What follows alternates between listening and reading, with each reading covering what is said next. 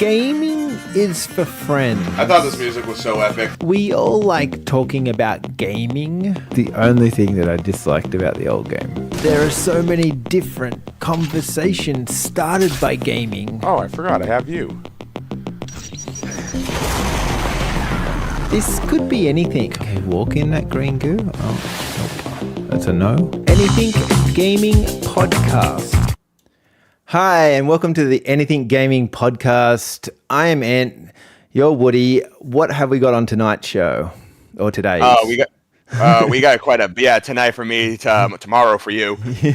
We got quite a bit actually. A couple of stories just came out, and that always seems to be the way it's been lately. Just like big stuff happens right before we go on the air, or at least a day before. Kind of happened last week with the when we talked about the Microsoft 360 store shutting down, and other things too.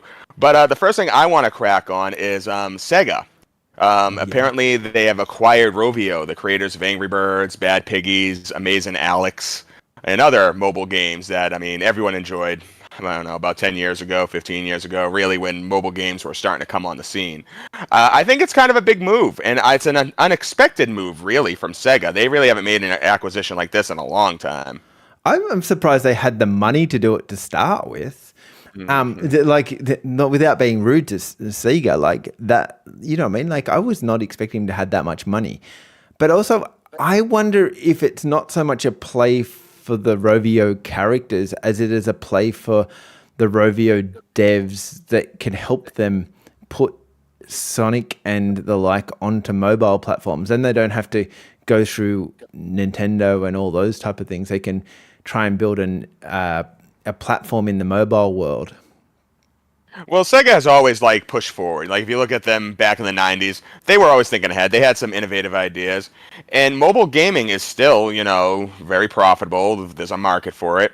And I'm sure Sega, just like any other company, is trying to really, get a foothold into it. And I feel that with Rovio's knowledge of the field, I mean, they more or less, for all intents and purposes, created the field, along with PopCap and other various companies. King. I think it's a winning combination. I think they have the potential now and Sega's got the IPs. It ain't just Sonic. They got everything from Space Channel to Golden Axe that could be, put on, your phone, which I support 100%. I hope it pays off though. I hope the end product is actually good and playable.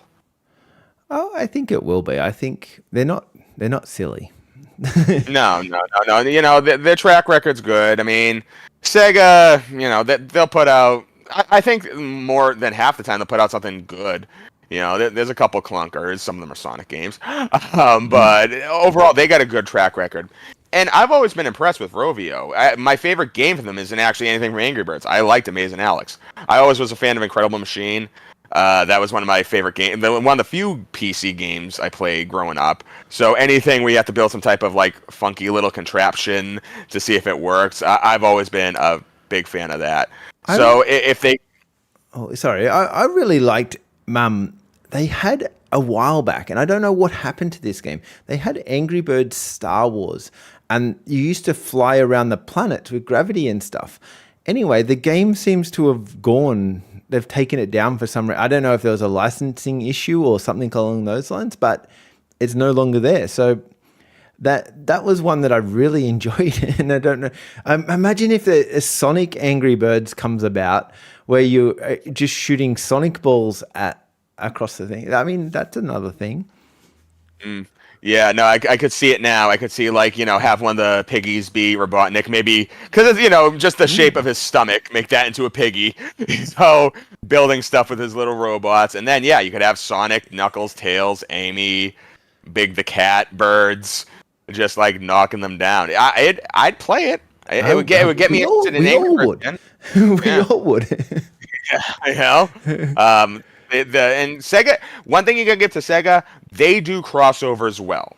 Sega's not afraid to reach out to other companies. I mean, even Nintendo. The fact that Sega and Nintendo will collaborate on things seems normal now, especially to maybe our younger viewers. But me, as a 10-year-old kid in the midst of the 16-bit console wars, absolutely not.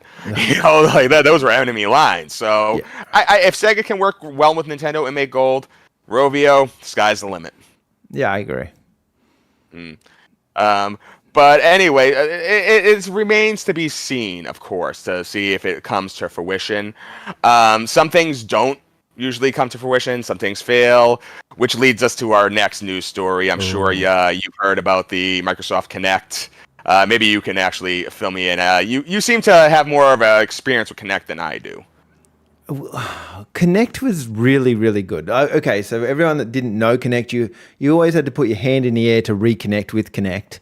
That was one of the drawbacks of Connect. But Connect was that thing where it was a camera and it would just see your movement and you could play a game via moving arms, jumping up and down, doing lots of things in front of the TV. And it was meant to be the next big thing in gaming.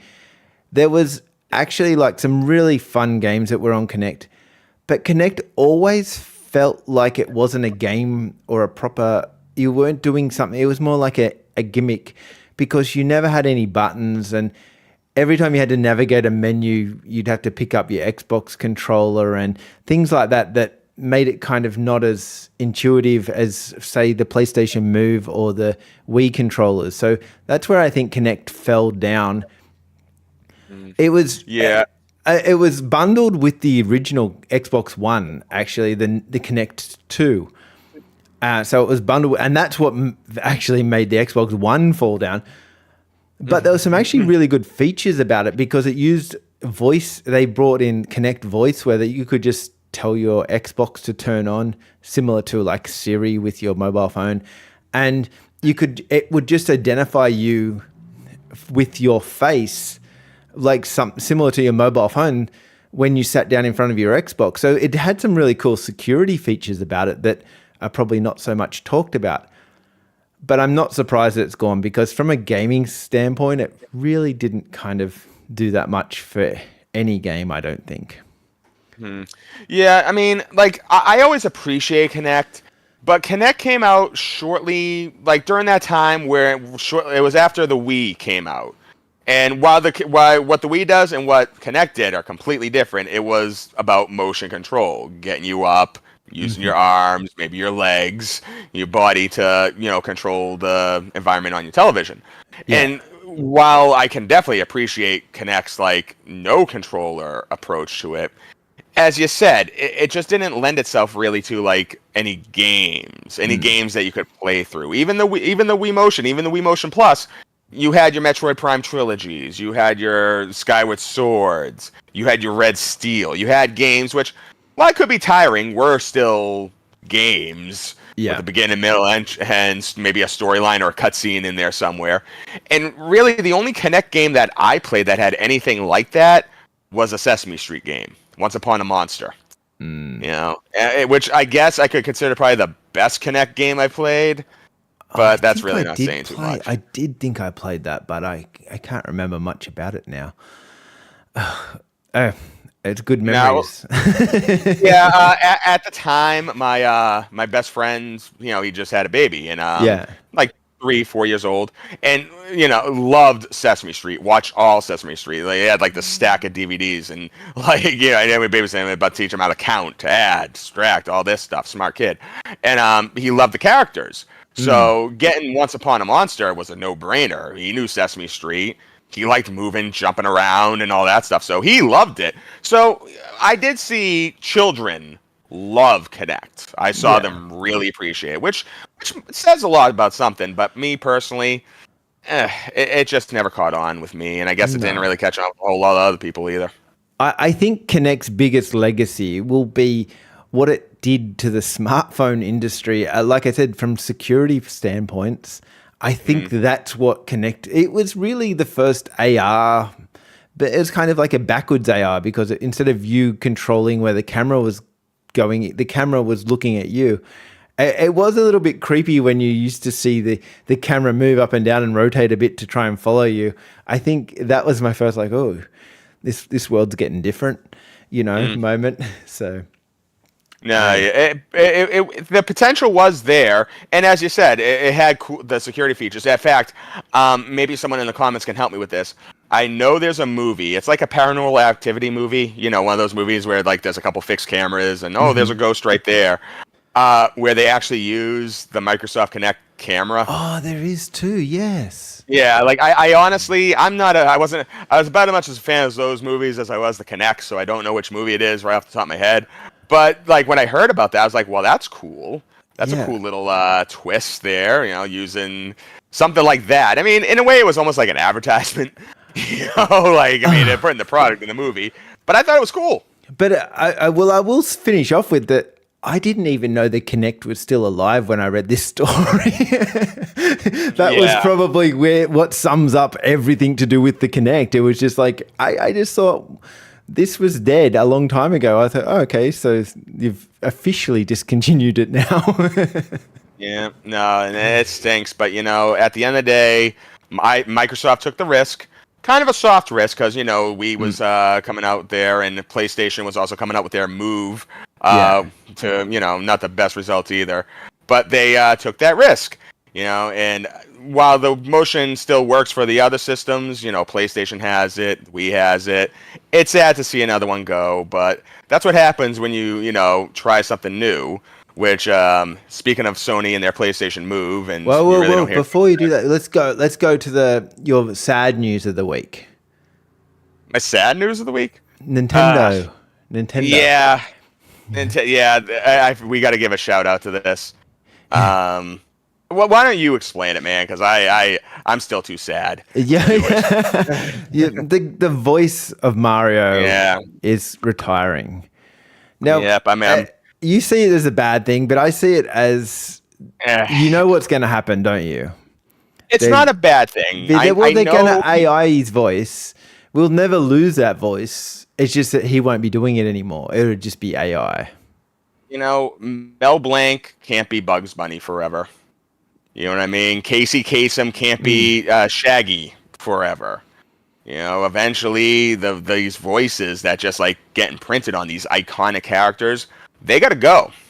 Because while the characters themselves will last, you know, for as long as we give them to, we won't. So, are we getting Chris Pratt to do all the new Mario games? For the record, I thought he did fantastic in the movie. The movie. Like, let him be the movie, you know? He can do Mario 2, 3, World, Odyssey, the movie. But as far as the games go, no. I would say they're just going to AI him. He's going to he'll live on forever in AI form.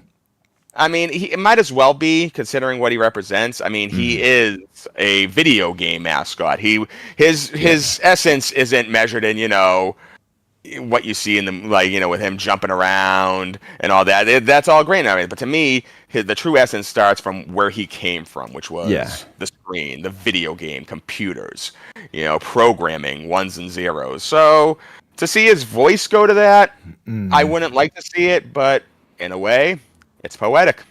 Yeah, fair enough. Okay. Sadness, happiness, it's all there. Sorry about that. I try to avoid that story. I'm not going to lie, everybody. It's just, when I heard about it, like, I understand, but I remember that time when I booted up Mario 64 for the first time, and you never heard Mario's voice. You only heard it on the Super Show, but, you know, once again, that was a cartoon. That wasn't the game. To hear his voice come out and just, like, you hear that ding, it's me, Mario.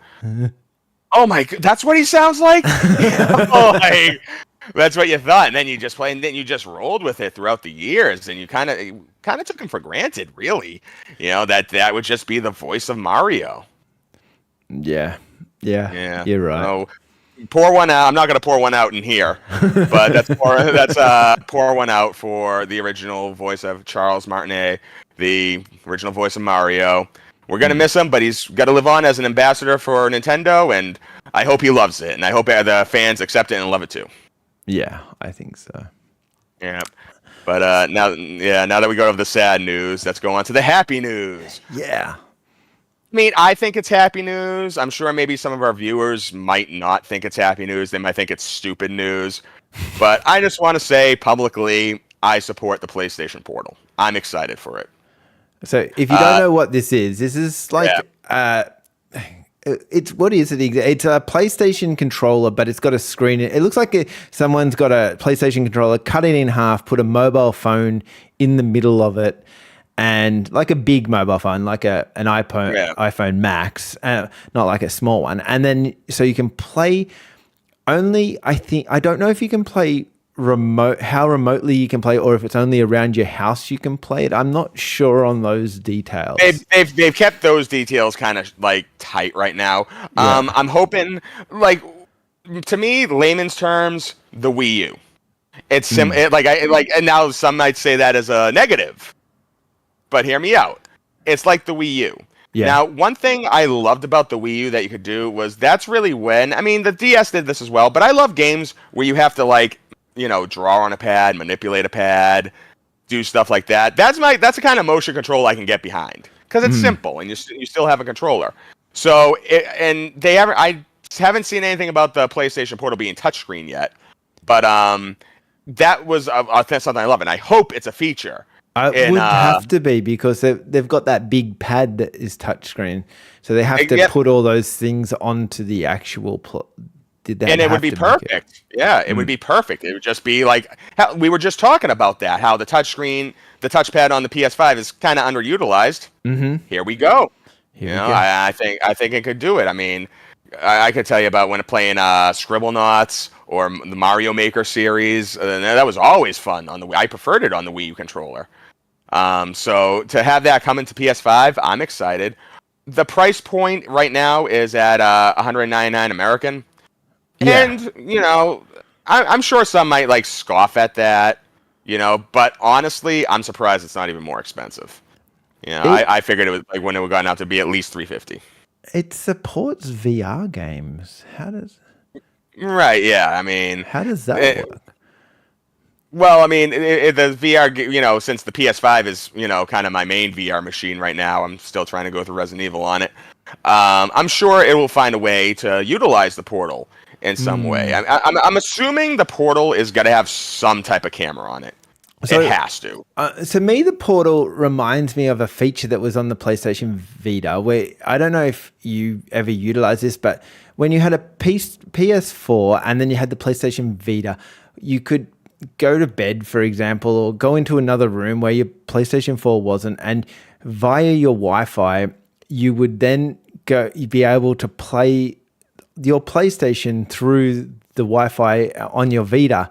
So essentially, you were just playing your PlayStation, but not in where it was on the TV or set up. It was around the house somewhere else. It was a pretty good feature. I didn't utilize it a lot because, like, if you're playing like Call of Duty, you had like latency plus latency. So it was like, it was double. I mean, it wasn't too bad for those one-player games, but for any online games, I didn't find it great. But I wonder if the internet has caught up with what they were trying to do. Like, I wonder if those latency levels have dropped so much now that it doesn't matter on this here PlayStation Portal. I wonder if the PlayStation Vita was before its time. I mean, in a lot of ways it was. And a special shout out to the PSP on that end. And that kind of goes into what we were talking about with just pushing the boundaries, you know what I mean? That's what the Portal is. And the Vita absolutely did a lot of that. I never really took too much advantage of the Vita. Spoiler alert, while I have used the Vita, it's something I don't actually own. I got a PSP, still in the box. But as far as the Vita goes, I really never played too much of it. A friend had it, and I can't even tell you what game I played off. I want to say it was actually streaming off his PlayStation 4 at the time because he showed me that feature, which I thought was cool. Well, at the time, I liked the Wii U. I had one for a period of time there. And the best game was, okay, so it had a touchscreen on the front, but it also had a touchpad on the back on the Vita. And the best game that I played on the Vita was this game where you kind of run your finger underneath it and you are pushing the map up. So then you're kind of rolling this ball by manipulating the map of this game field. It was really kind of really weird. It was something I've never played before because they could never make this game for for an iPad or anything like that, because you were utilizing the back touchpad, which is not something that's on many devices or any devices I know of. So I wonder if this has a back touchpad, and we could bring back some of these Vita games that utilize that back touchpad.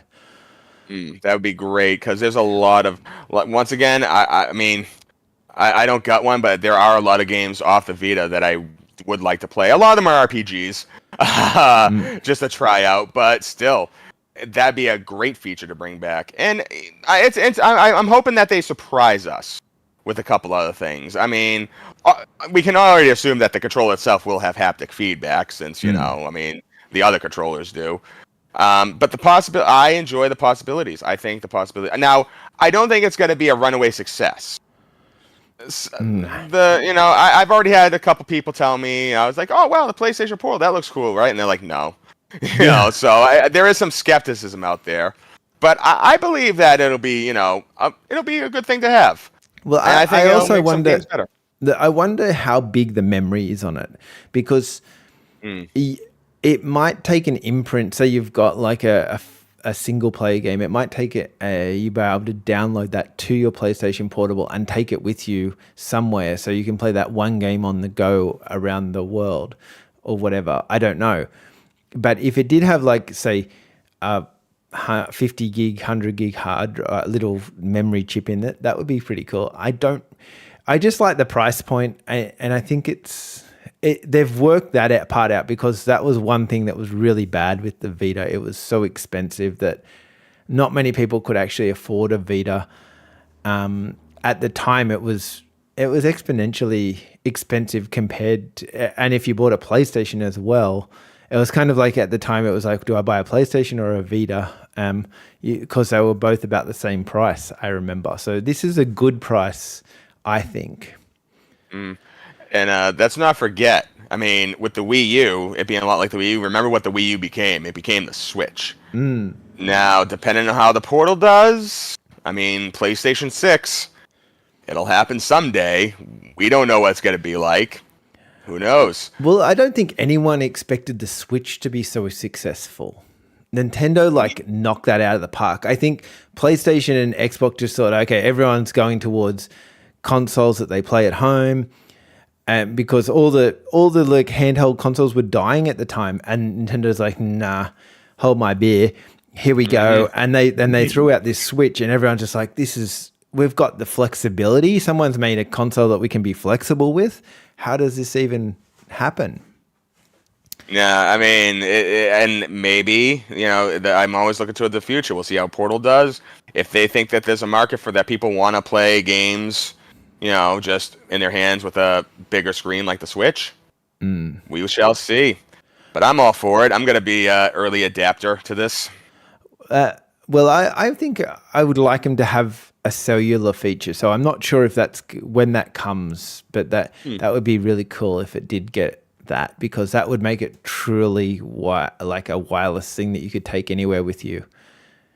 But it's also coming out with the Elite wireless headset and the Explore wireless earbuds to match.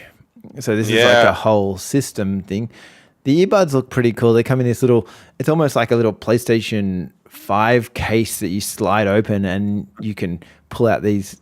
They're quite good looking kind of things. They might be like similar to the Apple earbuds. So I think they're pretty cool.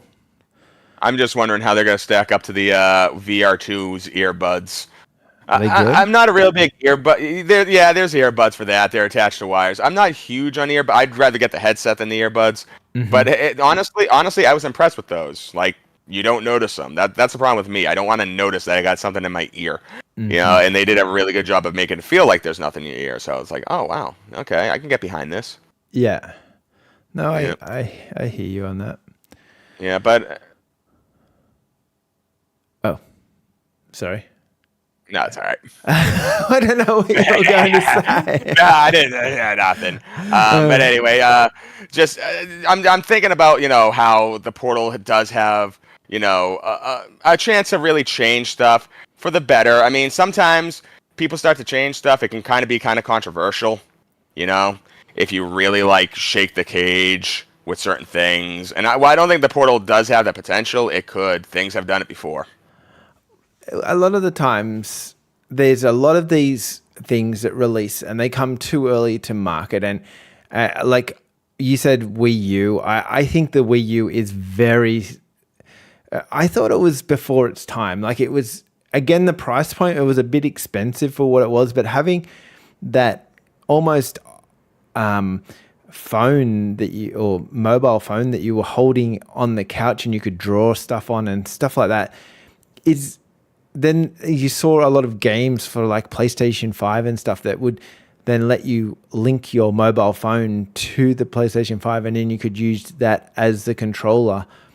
There's a whole lot of things that have happened in the gaming world that sometimes are just too early. Nintendo's notorious for going too early on products, and sometimes they hit, sometimes they miss.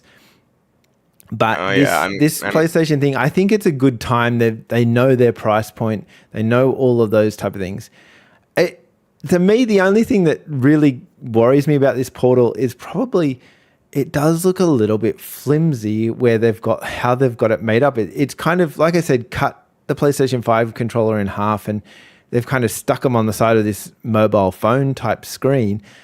And then it's kind of only joined by about, say, an inch and a half or something. I'm waiting to see like someone with a bit of strength getting angry at a game and just like snapping them off, or you know what I mean? Yeah. Like they do look a little bit flimsy, not as heavy as like a Nintendo Wii U controller would. No, yeah, but like I mean, we discussed the controllers on last week's episode, and PlayStation 5 does have a very sturdy controller. You know, they know how to make a controller that will knock out an intruder, if need be. So I think that side of it will be perfectly fine. I mean, a screen is a screen, and screens do shatter if you hit it hard enough. Yeah. But I think as long as you got a good like grip of the controls, you'd have to mess up. You'd have to break it. You know what I mean? Yeah. It wouldn't just be like, whoops. It'd be, oh, that's what happens when you chuck it against the wall, kind of thing. And I mean, in summary, I think that the Portal is worth the two for what I've seen right now, and for the possibilities that it might present.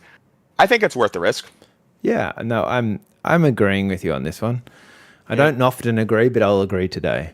So, hey, finally, I got one. Yeah.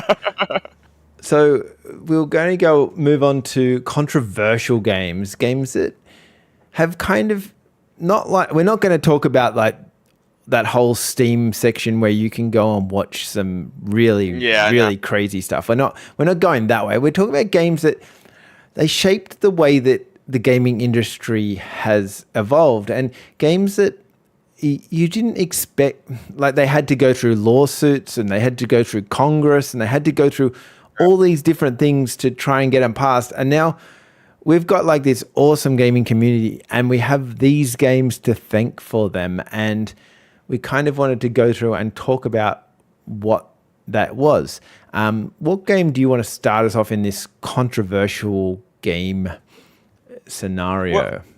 Well, I can only speak on first-hand experience as a kid. There were controversial games before, like the NES, Super NES days. I mean, even Dungeons and Dragons, which is like just a tabletop RPG. That was controversial for the day. A lot of people were against that. And you'd have some games coming out that would make parents scoff somewhat.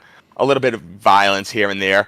But nothing really reached a fever pitch as far as like, okay, what are we going to do about these video games? Until 93, when both Mortal Kombat and Night Trap came out. Two different games. Mortal Kombat, we've discussed before, famous fighting game. Mortal Kombat 1 is coming out later on this year, but this is the first Mortal Kombat 1 we're talking about. Yeah. Night Trap was actually, Night Trap in gameplay was similar to Five Nights at Freddy's, except that there was an FMV movie more or less wrapped around it, with starring Data Plato of different strokes, with dialogue, video, all this stuff. Not the best game in the world, but both games had the two things that politicians don't like: sex and violence. And they got hit hard. They were like over in the stateside, Congress said it. All the politicians were talking about what do we got to do about this? This is coming out to our children, and we have to protect them at all cost. I was one of the kids, and I played both those games till my hands started getting numb, and I thought they were all right. But what that birth was, and what is prevalent today, is the rating system. Now, Sega, got to give a shout out to Sega on this one.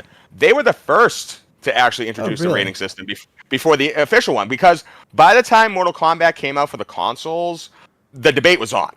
Like people were talking. Your parents knew about Mortal Kombat. Yes. So, and that's one of the reasons why the Super Nintendo version of Mortal Kombat was censored. No blood. They tuned down the fatalities. Where the Genesis version, you had to actually put in the dullard or the ABACABBA code to activate blood, and I think it might be regional. Oh, I remember that. Yeah. Right. Yeah. So we all had that, and it was just a lightning rod. It became just like a out and about lightning rod for these politicians, parent groups, all that, just to latch on. Now, Night Trap, some people might not know more about that than Mortal Kombat. There are a couple, there is a shower scene in Night Trap. No nudity, but you do see, presumably, a high school teenage girl change it to a nightie, and then monsters come in and drill through her neck. It's ridiculous looking, unless you trap them first. That's the point. To trap them before that happens. Yeah, to save the poor girl. Yeah, and there was never anything like that.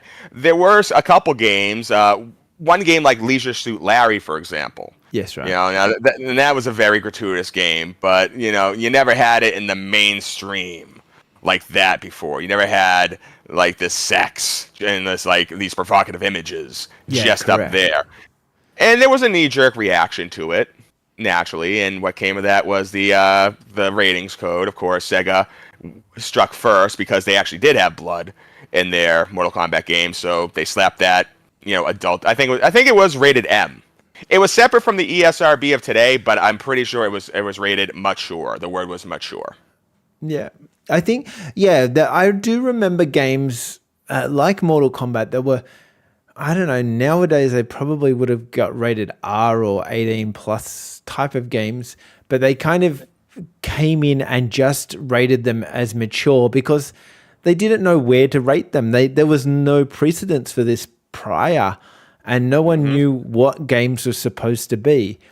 I also wonder if the evolution of game graphics was where this started as well, because you've got to remember, like in Night Trap, you could actually make out that was a pretty girl, and in Mortal Kombat, you could make out the blood and the gore, and you could see the spine cord dangling.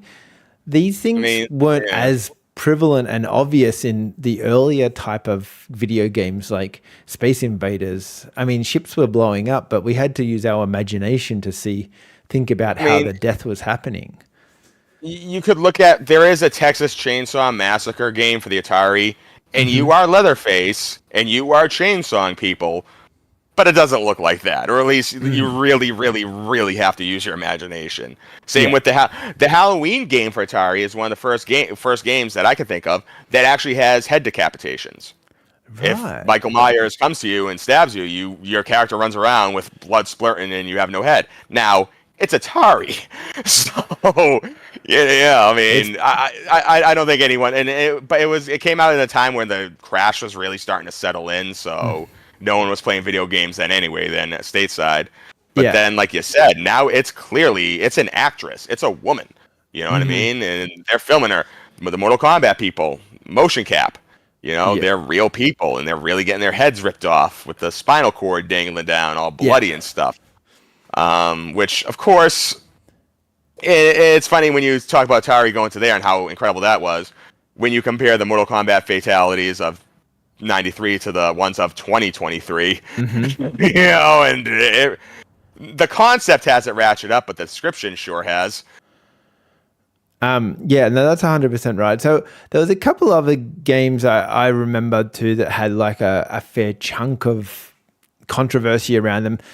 Doom and Wolfenstein were both made by the same company, but I think that kind of the Wolfenstein hate rolled into the Doom hate, and it was just because again it was getting a bit bloody and a bit rough, but it didn't seem to make the same controversy because I think parents had the perception that kids couldn't use computers back then, and so you had to be a bit of an adult. That was kind of the entry point. Adults can use computers, so that's not. I mean, it shouldn't be out there, but kids use consoles, so that's why I think these console games that we started with probably actually made more headlines because that was bringing it to the masses. But Doom, Wolfenstein were definitely very violent and got a fair bit of rage against them. Well, I mean, it must be said, Doom Wolfenstein 3D, for the time, it was a game where you're looking at a character through the first person and you have a gun and you shoot other dudes with it. And yes, I mean, I can attest. I've played every single Doom since shareware, and I've never held a gun in my life. But a lot of these, once again, these politicians and things would happen. I'm not going to go over right now on this show.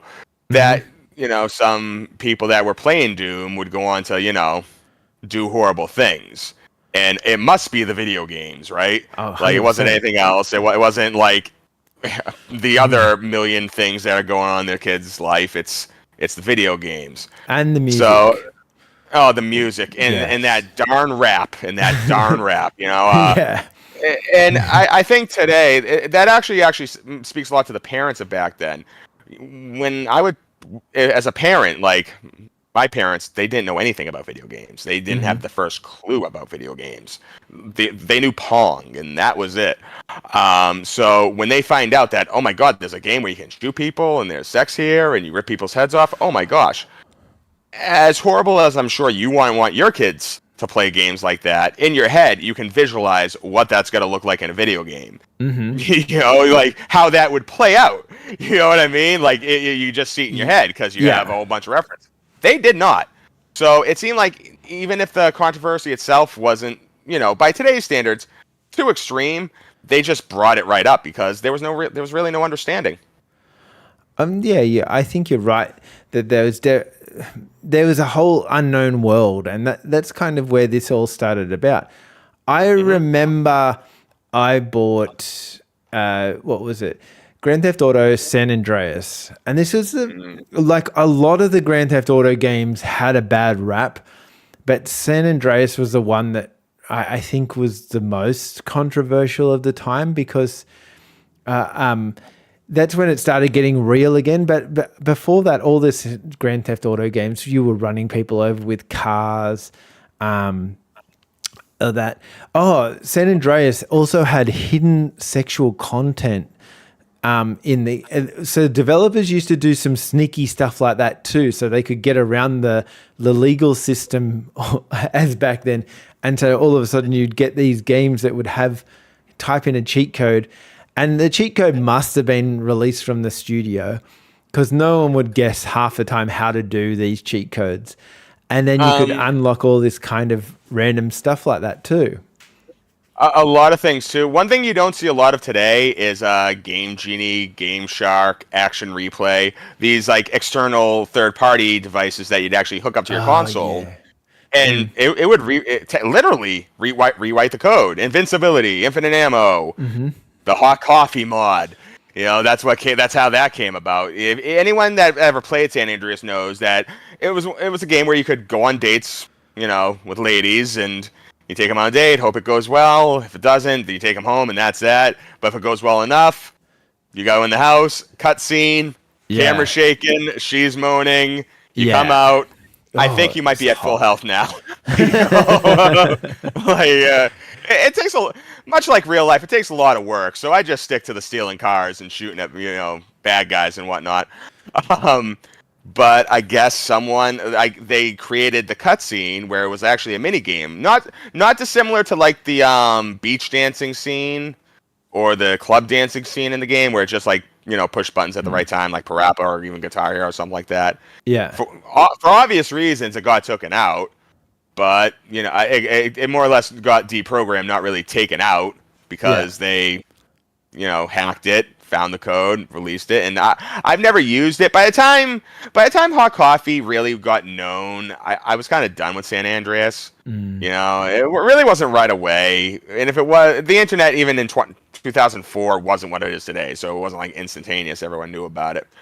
But yeah, that was a big thing. Once again, the politicians, like, wow, you're releasing that, and the game over in stateside was rated M. Yeah. Now, if it had actual explicit sex in it, it gets bumped up to AO. Right. And I'm pretty sure every major retailer everywhere, I hope, only will release M or lower. They actually won't touch the AO games, which is why most of them are on Steam right now. But now that they knew that happened, then that was a ratings issue, because clearly it was an AO game, not an M game. So, you know, I've even heard today, if you have an original Grand Theft Auto San Andreas, it's not super expensive, but it's worth a little more than the re-released, you know, part where they took that out to get rid of that. You know what I mean? Sadness. This is the sad episode. Yeah, I know. First Charles Martinet, and now this sex mod. Yeah. Boo. And again, though, it's one of those things that I don't think it would be. They would have to censor it, and it wouldn't be as blatant as it was in the Hot Coffee mod version. But I'm actually kind of shocked that hasn't come back in a Grand Theft Auto. Actually, in Grand Theft Auto 5, there's a scene where you see Trevor having sex with. Actually, there's a couple scenes of sex. Now that I think of it, between Grand Theft Autos 4 and 5, in the cutscenes. You don't play it, but it's in the cutscene. You know what I mean? So the fact that, you know, that was such a problem for Grand Theft Auto back then, I find kind of now winky dinkle. Now we just go, oh, okay, whatever. Yeah, now it's like, yeah, sure, the congressman's penis. There it is. Can I do the mission now? I want to know why I'm doing this. But do you ever remember Carmageddon? Ooh, Carmageddon. That was sophomore year, grade 11 tech. I was in the electronics shop, and we had this awesome lab, 20 computers hooked up to each other, and Carmageddon was loaded on most of those computers, and we loved it. And the thing was, we knew how, and it's weird that we were playing in a school, because we knew how controversial that game was. You know what I mean? You running over people for points. Yeah. If everyone doesn't know, you ran over people and got points. Like, it was, Most of us were getting our license to drive while we were playing this game. So, you know, but it was a fun game, rockin' soundtrack. I love Fear Factory. And with the boys and the girls in the computer lab, hell yeah. It was a super fun game. Oh, I mean, I think the game got recently remastered, re-released. I still haven't touched it. It's one of those games that, like, I never really played, like, through the game. I would just play it with, you know, my classmates, and we would play. You know, that was the thing. We'd get our tests and our work done early, and then we either play Carmageddon, Quake, or Red Alert 2. You know, until the teacher came back in, and Carmageddon was on constant rotation there. And I just don't think I could get that feeling back. You know, it seems like one of those things that was just a microcosm of time, and it was just so cool. You know, but it was also very controversial. People didn't like it. You know, people didn't like you running over people for points. There was the validation of giving points away for killing people. That's what they couldn't deal with. Like, how dare you run people over for points? Like, yeah. Like, by this time, there were plenty of games where you could run over people, but it was penalized. You know, like, it was either penalized or just glanced over. Like the original Grand Theft Auto games, you know, you didn't. It wasn't like, wow, good job, like Carmageddon was. Yeah, okay, that was exactly right. But then I think also in part of this process too, that modders like came about. So I would say the late 90s, this is when modding games became a real popular thing. And you had things like people taking Lara Croft's clothes off and she was running around Tomb Raider nude and things like that, because you'd get off the web the modded version of Tomb Raider and you could play her naked, which made the game infinitely better for some reason. And like concentrate more, you know what I mean? But this wasn't done by the game company, it was done by a modder, and then all of a sudden people in Congress that didn't understand stuff would go, oh, have you seen that new Tomb Raider game? She's running around naked. How dare they do that? And then, so this would like miscommunication, misinformation would come around, and all of a sudden people would be blowing up about games that weren't even there to be blown up about because it was just some modder had done this type of stuff to a game. Right. Yeah. No. And I mean, that has calmed down a lot more today because now mods are just like, Yeah. I'm not gonna go into the crazy mods and what they do now in video games. We all know. But back then, it accounts again to that ignorance level. There's no other way to describe it, of the people that we elect to know better for ourselves, and they would not like disdain. I remember hearing one story. A politician was talking, and if someone can news fact this for me, this was like 20 years ago. Okay. Talking about a game where you picked your character, you could choose to see if she could fight naked or not, and you could adjust her boob size and her ass size. Mm-hmm. He was talking about Dead or Alive, one of the Dead or Alive games. Right. No Dead or Alive game has ever allowed you to do that, ever. But facts are facts, man. People, he's still got constituents that he wants to talk to and talk about what's going to destroy their way of life, and these video games are going to do it. And now we have games such as Cyberpunk, where at the start of that game, I get to choose how large my penis is, or if I don't want a penis, I could be a man, or I could be anything. But I tell you, I only played that game for like 15 hours, but a good 5 of those hours were on the character creation screen. That was probably one of that was what big sold decisions, everyone. I want to make sure what kind of character I was. You can't just jump into that. And it's got to be said, we all love the memes. They were funny, and it was funny to do it, but no one screamed and was like, "Oh my god!" We just like, okay, you're creating your character, move on. Let's play this game and see how it's like. And then the bugs came. They spent all their time just doing the character creation for Cyberpunk, and then that's another topic, another day. But I do want to touch on this though. I do remember this like a game bug where your character would be wearing clothes outside, but a certain part of them would clip out of those clothes and just be out. I remember seeing that. I was like, oh man, I hope that's not in the version I got. That's why you always go for small. Small is better in those games. Yeah. Right, yeah. Not noticeable, it's not the size of the boat, it's the motion of the ocean. The sex part of these controversial games, of course, I think have really subsided, because now I'm sure there's a couple politicians out there that are still like hardwired games are going to destroy us all. Mm-hmm. That's doing.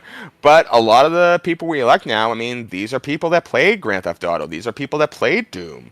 These are people that know the difference between reality and fantasy. And while I'm sure they want people to also know that, it's better to come off as being intelligent about a topic than reactive, because if you come off honestly, I think a reason why a lot of these games became popular, games like Mortal Kombat, games like Doom, games like Grand Theft Auto, was the controversy. It got people's eyes on the product.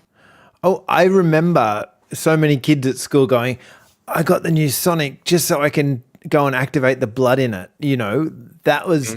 And everyone, I didn't have a Sega at the time. I didn't have that console.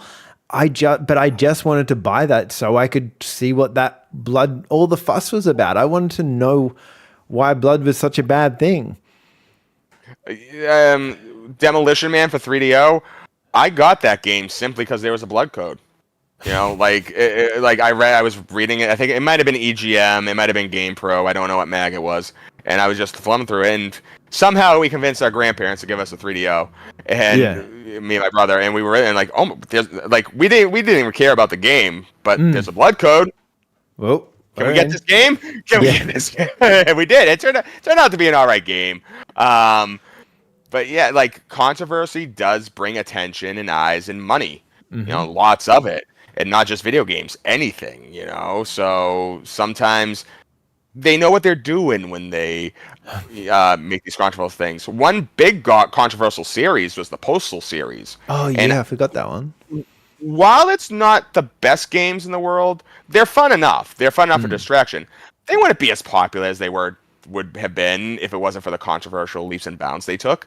You know, I mean, on one hand, it's lowbrow, it's low hanging fruit, but it's fruit. You know, it's fruit you can sell. You know, on your computer. Yeah. I own it. I'm looking at the icon right now. And if that game didn't have the reputation it did, I don't know if I would have bought it. Yeah, because you wanted to see what's the fuss about? Why are people doing this? But yeah, sorry, keep going. And I don't want to say that I want to see games going back to being like, look at this game, it's so controversial, because sometimes the loud noise is simply just that, loud noise. But it's nice when a game does take maybe like a faux pas risk at least, and as long as they got the gameplay and the performance to back it up, it's good to see, because really all the sex and violence and all, Postal and all these games, a lot of them are very old now, Really today, when it comes to controversial, well, the only controversy you really hear with games today is, oh wow, Nicki Minaj is in Call of Duty, and with all due respect, a ninja ripping off someone's head and having it dangle with blood is a lot cooler story than that. Yeah. Yeah, I agree. But some of these controversial games, like so I did a little bit of research on this topic, and I hadn't heard of them. Some of them were controversial at the time, but then just fell away. Like there's a game called Soldier of Fortune, which not many people really kind of remember, but it had. I remember the name, not the game. Yeah. Yeah, it was so much blood and gore that apparently it caused like a huge stir of controversy back then.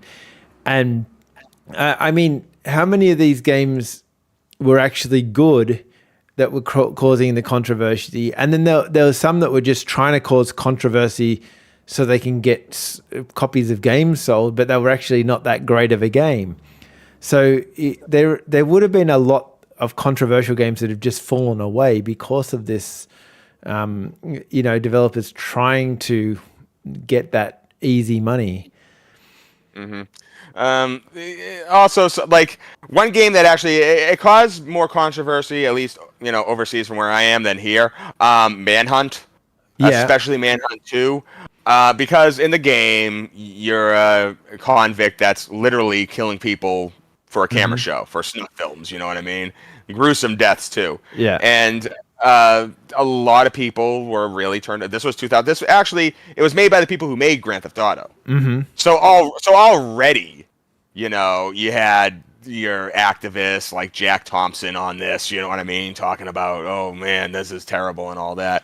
And when Manhunt 2 came out, it's funny too, because Manhunt 2 came out for two systems that I remember: the Wii and the PSP. Yeah, you don't get much, and I think a big reason was that because it was just so out there and over the top that they kind of released it on, admittedly, the systems that a game like that really is not going to sell a whole lot on. But even then, when it was time to ship it overseas, they gutted Manhunt 2. They took out they gutted it before it came to the States, but after that, you didn't see anything because it was just so raw. It was a raw, unflinching game about murder. And the fact that was being released on like consoles, not the PC, but the consoles, handheld consoles, a game that you could just take anywhere. You could take it, to your grandmother's house. It's ruffled some feathers. Well, was it a good game though, or was it subpar compared to the Grand Theft Auto kind of games? I wholeheartedly endorse Manhunt 1. It's one of the best stealth games I've ever played. I don't like stealth games. Stealth games are not my jam. Yeah. Manhunt is. Manhunt made the stealth genre palpable to me. Okay. Manhunt 2, I've never played before. From what I've heard offhand, from what I've read, just as competent, at least gameplay-wise. The story is different. You're a different person, different things going on. Like the setting is it's in a different place, but it's the same kind of mood. Right. But other than that, both games to this day have their fans. Manhunt, I believe, is available on PS5 as a PS Classic on their premium service. Still fun. If you can get past the PS2 era controls which aren't the worst controls. They're better than PS1 era controls. Yeah. It's still a fun game, but once again, you are a convicted murderer going around murdering other people for fun and entertainment. So, back in 2003, people were talking about it on the Senate floor. I wonder if, because it was made by Rockstar, I wonder if they did this as kind of like let's make a really controversial game here. So then we've got like a little bit of free license when we release the next Grand Theft Auto. I wonder if it was like almost like, let's see if we can push this game through and we'll make it its own kind of game and we'll make it a bit more raunchy than we do with Grand Theft Auto. Get everyone offside, and then we'll just push Grand Theft Auto in, and people were, because no one blinked an eyelid when Grand Theft Auto 4 and 5 kind of came out.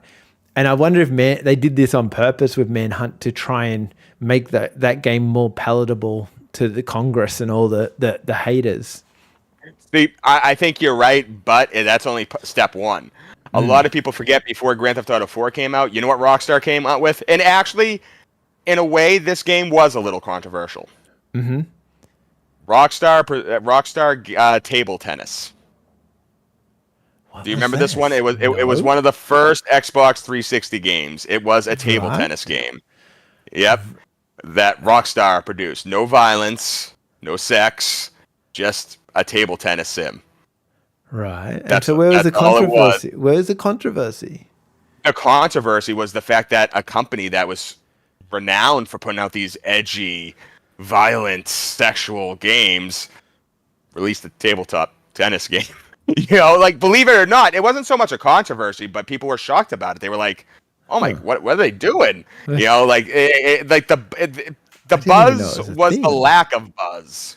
Okay. In a way, you know, it was just so left field from a company that just puts out Manhunt and Grand Theft Auto and even games like Midnight Club. You know, while it had no violence or sex or anything like that, it was definitely a more adult-oriented game. So for them to come out with this tennis game, it was like, oh, wow. You know, and plus it was a showcase because it was the first game that actually showed off their Rage engine. I believe it was called Rage. Their game engine, whatever their game engine was, which would end up being used for Grand Theft Auto 4. It would kind of introduce that. So Grand Theft Auto 4 is really just a table tennis game. Is that what you're trying to tell all of our viewers? And a bowling game, yeah. So like sometimes that can work. Sometimes the lack of controversy can just be so controversial. Yeah, I guess. I mean, imagine if like Bethesda all of a sudden came out with, I don't know, a guarded simulator, and that's it, and then nothing else. It'd be like, okay, you know, just like taken aback, but I'll give it a go. And just people knew about that because of the lack of controversy, in the same way that they knew about games like Manhunt and Postal for the controversy. Controversy is a very fickle thing. It can swing either way. Well, I remember when I was PlayStation 2 and BMX Triple X, this game where it was very much like Tony Hawk, but you would ride your BMX bike around and impress all the ladies. That would then give you lap dances if you did that was the reward for doing better tricks and stuff like that. And this is the first game that, for me anyway, that I played that they used video footage of the lap dances. So the realism factor was huge because remember the PlayStation 2 had DVDs at the time. DVDs. And so they could just go, okay, throw a movie on. So they just throw a 30-second movie on inside of a video game.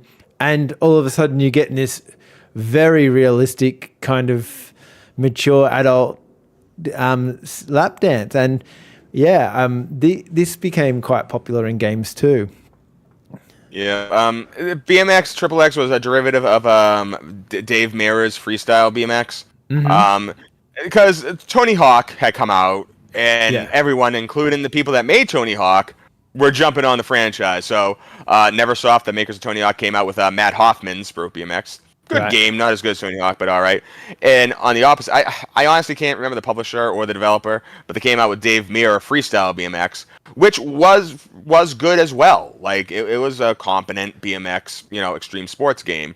So when BMX Triple X was announced, first off, Dave Mirra disavowed it hard. He's like, I do not want to be associated with this at all. Smart move. And then just the fact that it was being released, not just released, but released on all the 3 major consoles at the same time, which at the time was the PlayStation 2, the OG Xbox, and the GameCube. And it was made even further just like shocking, the fact that the PlayStation 2 version, which was the more popular, obviously, because that was the big console at the time, was going to be the censored version. So if you played the Xbox or the GameCube version, that was the version with the nudity in it. Oh, so I missed out. And I thought I got a good show, but I missed out. Oh yeah, no, yeah. You want to play those versions. Yeah. And while the gameplay, so the gameplay for BMX Triple X is fine, but once again, it's like with Matt Hoffman, just like messing around on a bike just doesn't, at least back then, didn't feel as intuitive as messing around on a skateboard. It didn't have the same flow. It didn't even have the same flow as Aggressive Inline did, which may have been made by the same people now that I think of it. I'm not quite sure on that. So on the gameplay front, it was a solid B- to a C. Yeah. The music was actually pretty good. The music was really good. I remember that. If you released a game back then, a skateboarding game, any kind of extreme sports game, you had to have a soundtrack. That was the deal. I believe there was a Pharrell Williams song before Pharrell Williams was huge, a Sublime song. I can't really think. These were the songs that just stuck out to my head when I was playing the game. And you could always count on that, like with any of those games. No matter how lightning rod it was, it had a good soundtrack. And it's a good thing it had that good soundtrack because I tell you, I'm not gonna lie. I was a young man when I played this game. I'm not gonna front. I'm not gonna tell you that I didn't look or I didn't. I played that game. All right, not for achievements and trophies, people. I played that game for other reasons. But at the end of the day, it was one of those things that you look back on. Yeah, you're embarrassed. Not like you played that game for that. Come on, man! It wasn't that good, you have some respect for yourself. And it should also be noted that I want to say that they actually had a deal with the stripper club Scores. I believe they're also a pornography thing. I'm not quite sure. Scout's honor. So there was a lot of like co-branding with that you saw throughout the game, and it was blatant. It was just a big advertisement for Scores in New York. Yeah. Well. I don't know how you make a controversial game now, though, because everything is there.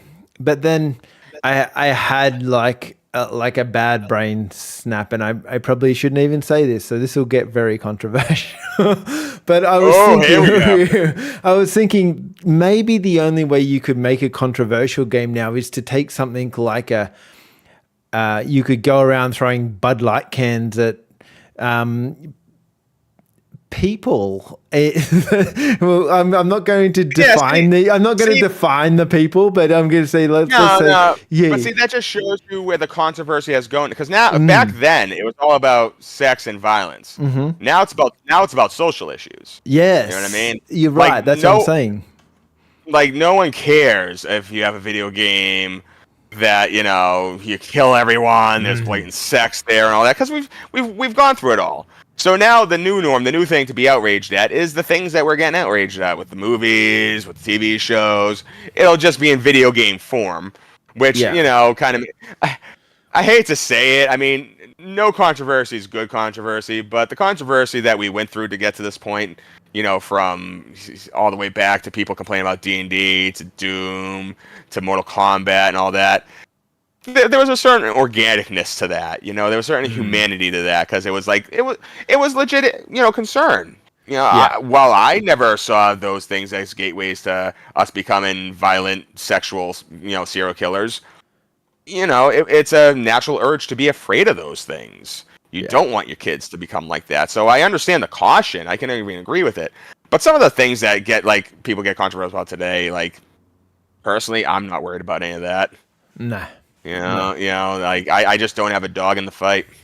No, and I'm not worried either. But I think I think we've ended up with a good games community because of these games that went through and did all the things. I think if we didn't, I think we need some blood in games. I think it's like games are there to rival movies in my mind. Why can a movie show drugs and sex and blood and gore, and a video game can't? Because you might like to go and sit down and watch movies in your spare time, but I might like to sit down and watch video games in my spare time. And so I feel like that's why this is great that we've got to this point, because how are the storytellers, which are the video game companies, going to do that if they've got all these things blocking their path? Exactly, no, and it just opens up a brand new avenue for new stories, new situations. I mean, you can say what you will about video games today. Maybe they don't hit the same highs, lows, whatever. Personally, when it comes to storytelling, it's as sharp as ever. Maybe people don't like the actual stories that are being told, but the construction of these stories, because how they can do it and how they can show it, and how, like you said, they can push through these barriers of, they need to show the blood, they need to show the gore, they need to show both the agony and the ecstasy. Yeah. And you can do that now, and you can do that thanks to people that made Mortal Kombat, even to people that made Night Trap and Doom and Carmageddon. Yeah. You gotta see these things, and after you're have the initial shock, now it's like, okay, what do we do from here? What are you gonna show us now? Yeah. How are you going to emote me to go and redeem my family or my co-workers or whatever I'm going to do because of something? You need an event to spark the player to do some action. That's where I see it. Yep. And so because of that, all the controversy, all the Senate hearings, all the news reports, all the parent groups, I think it was worth it. It forged the steel that encases the gaming community now, and they forged it for the better. 100%. Well, I think we'll sign off on that high note. Yeah, no, and I'm glad we had there was some sad news, of course. Another shout out to Charles Martinet. And I just want to say, wrapping up this whole thing that we were talking about, controversy in video games, I am excited to see where it leads for the future. Not so much the controversy that got to come up, but just the risk. I think that was an overall theme of today's podcast: risk taking. Going forward and taking a shot. Okay, I will say goodbye and thank you for watching. You risk-taking people. Write a comment how you think, what was the most controversial game in your time and that you owned, whatever. And we'll bring that up next week. Also, yeah.